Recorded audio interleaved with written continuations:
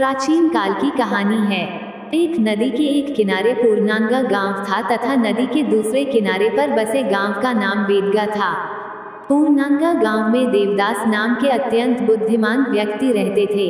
वेदगा गांव में एक सुनंदा नाम की महिला रहती थी।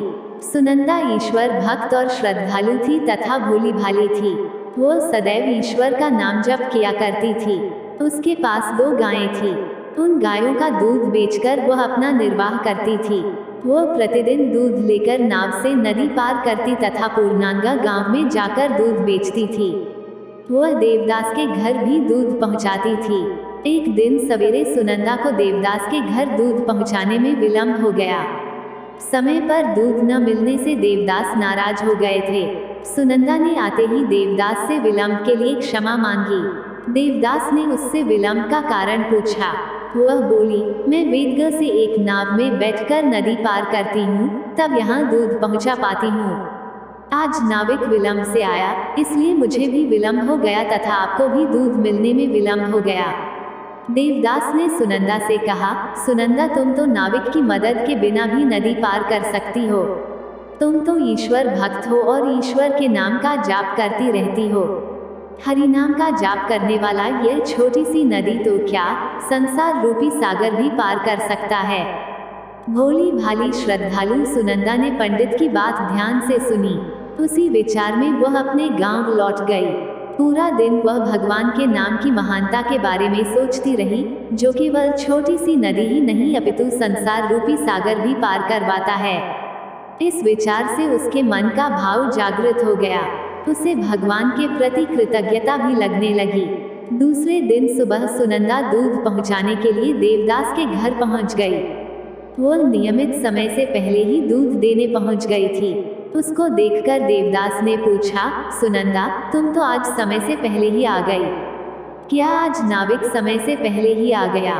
तब सुनंदा बोली कि कल आपने मुझे ईश्वर का नाम लेते हुए नदी पार करने हेतु कहा था।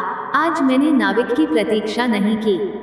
प्रभु का नाम लेते हुए नदी पर चलकर समय से पहले ही पहुंच गई। यह सुनकर देवदास चकित हो गए। उन्हें विश्वास नहीं हुआ। उन्होंने दोबारा सुनंदा से पूछा कि क्या वह सच में नदी के ऊपर से चलकर आई है। सुनंदा के हाँ कहने पर उन्होंने उसे नदी पर चलकर दिखाने को कहा। श्रद्धालु तथा भगवान की भक्त सुनंदा और देवदास नदी किनारे आ गए। देवदास ने सोचा, यदि मेरे कहने पर केवल नाम जप करने से यह नदी पार कर सकती है, तो मैं भी कर सकता हूँ। परंतु देवदास अपने कपड़ों के गीले होने को लेकर अत्यधिक चौकस थे। भगवान का नाम तो ले रहे थे, परंतु उनका ध्यान कपड़ों की ओर था। इसलिए जैसे ही देवदास ने पानी में पैर रखा, वह नदी में गिर पड़े।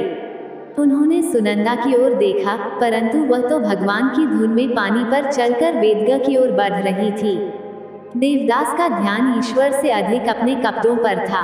मन में अन्य विचार लेकर भगवान का नाम लेंगे तो क्या वह श्रद्धा कहलाएगी? नहीं ना। देवदास ने सुनंदा को नाम जप का महत्व तो बताया था, परंतु उसे कभी आचरण में नहीं लाया था। इसलिए श्रद्धा के अभाव में देवदास नदी चलकर पार नहीं कर पाया। सुनंदा श्रद्धारूपी नाव में बैठकर पैदल ही नदी पार कर गई। इस कहानी से हमें सीखने को मिला कि जो भक्त भगवान का नाम पूरी श्रद्धा और लगन से लेता है, भगवान उसकी सहायता करते ही हैं। केवल शास्त्रों को पढ़ने से कुछ नहीं होता, पूरी श्रद्धा और विश्वास से उसे आचरण में लाना पड़ता है। हम दूसरों को तभी बता सकते हैं जब हम स्वयं वह आचरण में लाते हैं।